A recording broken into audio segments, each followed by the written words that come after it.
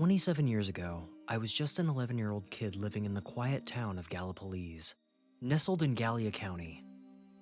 Our home, a weathered brick house, though time has dulled my memory of its exact hue, stood ominously across from an old cemetery, its crumbling gravestones whispering secrets of the past. The cemetery, overgrown and forlorn, had seen better days, with an abandoned barn nearby, its rotting beams and rusted nails a grim reminder of neglect. The playground at school was just a stone's throw away, but my brother and I, along with our cousins, found our misguided ventures in the shadows of the graveyard. We weren't disrespectful, just hood kids from the city, playing tag among the tombstones, our laughter a thin veil over the somber atmosphere. I vividly recall rushing home every night, breathless and sweaty, as the streetlights flickered on, a warning that trouble awaited if I lingered too long, or worse, if I faced an inevitable ass-whooping. You know, the kind that makes you question your life choices as you scramble for safety. On one particular night, the familiar sound of my parents arguing pierced through the walls of our home, the tension thick enough to cut with a knife. Eager to escape the oppressive atmosphere, my brother and I slipped out to the porch. The full moon hung high in the sky, casting an eerie glow over everything, transforming the familiar into something unsettling. I turned to my brother and suggested we venture across the street to the cemetery for a little game of tag. He followed, though he wore a distant look in his eyes, still trapped in the remnants of sleep.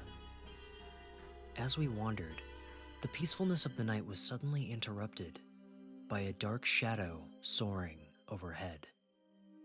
We exchanged bewildered glances, but shrugged it off, thinking it was just a bat. However, a second swoop sent a chill down my spine. By then, we were near the far end of the cemetery, far from the comforting glow of our home. My brother, now visibly frightened, bolted back toward the house, and I, sensing something was amiss but driven by curiosity, trailed behind him. Once inside, he muttered he was off to bed, but my adventurous spirit urged me back outside. I tiptoed back to the cemetery, glancing up every few seconds, the adrenaline coursing through my veins. Time felt distorted as I wandered around, lost in thought, until a loud swoosh echoed, like a giant bird gliding in for a landing. Heart pounding, I looked up just in time to see a colossal figure silhouetted against the moonlight. At first, I was confused, remembering a character from a show I used to watch called The Tick, who had a sidekick with butterfly-like wings. But this creature was no cartoon. The figure was enormous, its wings spreading wide, casting a shadow that engulfed me. As it glided closer, I caught a glimpse of its face, an unsettling moth-like visage, with beady black eyes that seemed to shine with an otherworldly light. Fur or hair, a dusty gray, covered its body, and I felt an instinctive dread wash over me. In a panic, I turned and ran, my heart racing as I sprinted back toward the safety of my home. The creature swooped again, the sound echoing in the stillness of the night, and I could feel the rush of air as it passed overhead. I reached my front porch, gasping for breath, my mind racing with questions and fear. I stumbled inside and collapsed into bed, trying to convince myself it was just a figment of my imagination. The next day at school, I couldn't shake the feeling of dread. I told my friend about the encounter, and later that day, a teacher pulled me aside. "I heard you saw Mothman," she said, her expression grave. "He's been around since the 80s. If you leave him alone, he'll leave you alone. But if you've caught a glimpse, brace yourself for some bad luck." I told her what happened, and she just smiled knowingly, adding, "Make sure you stay out of that cemetery from now on." How did she know? Kids being kids, I ignored her warning and returned to the cemetery with my cousins. We were having a great time playing tag until I ran too close to the old barn and stepped directly on a rusty nail, the pain shooting through my heel like a lightning bolt. I was trapped, surrounded by boards with nails sticking out, feeling like the walls were closing in around me. My cousin, ever vigilant, heard my cries and rushed over, and in a panic, he stepped on the other end of the board, knocking the fear of the night before into me and the rusty nail in my foot out. It was a strange kind of fear, one that both intrigued and terrified me. The kids at school had been buzzing with stories about Mothman, but I hadn't known anything about him until I asked a few friends during lunch. They filled me in on the legend, how he was said to be a harbinger of doom, a creature that appeared before disasters. I listened, wide-eyed, as they recounted the tales of sightings in Point Pleasant, West Virginia, just a short drive away. Some said that he had been spotted near bridges before they collapsed. Others claimed he was seen before fires or accidents. I had never been one for ghost stories, but this was different. This was real.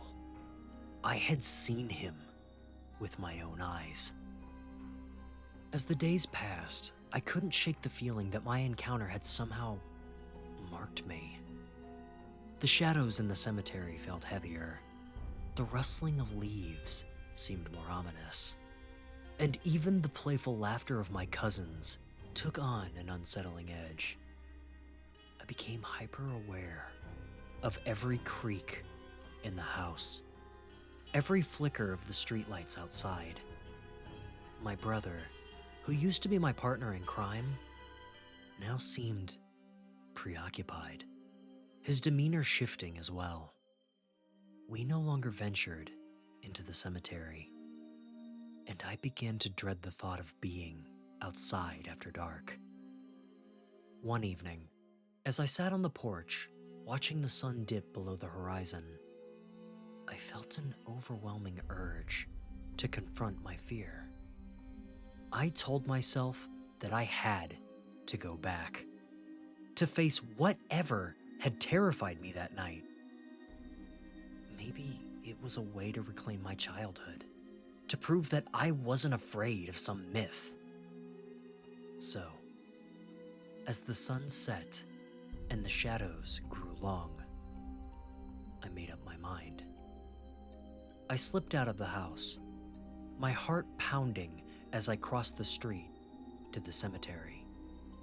The full moon cast an eerie glow, illuminating the cracked gravestones and overgrown weeds. I felt a mix of dread and determination as I stepped deeper into the graveyard, the cool night air wrapping around me like a shroud. As I wandered, the silence grew deafening. I called out, half-heartedly, "Mothman, are you here?" My voice trembled, echoing in the stillness. For a moment, I felt ridiculous, standing there in the dark like a fool. But just as I was about to turn back, I heard it. A low, haunting sound that sent a shiver down my spine.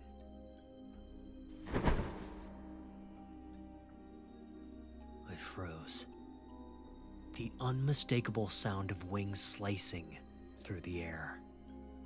My heart raced as I looked up, and there he was. The creature silhouetted against the moonlight, his massive wings unfurling like a dark omen. The fear that had become a part of me surged back, overwhelming and paralyzing. I could hardly breathe as I stared into those beady, black eyes, feeling like a moth drawn to a flame.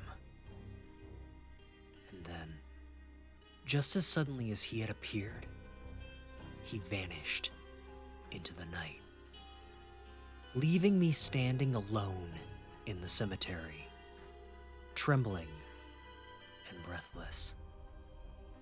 The night felt heavier now, the weight of that shadow more pronounced.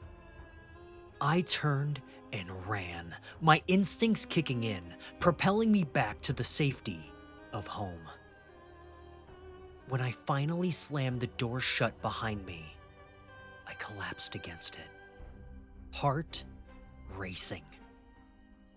I had faced Mothman, and now I understood the true weight of his legend. It wasn't just about the creature.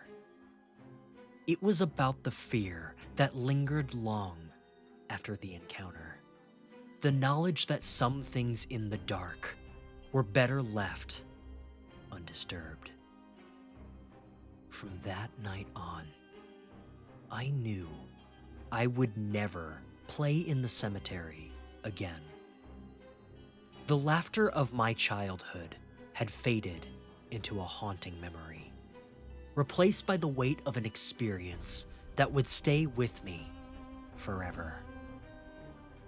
The world felt different now. Darker, heavier, and full of shadows that whispered of things best left unseen.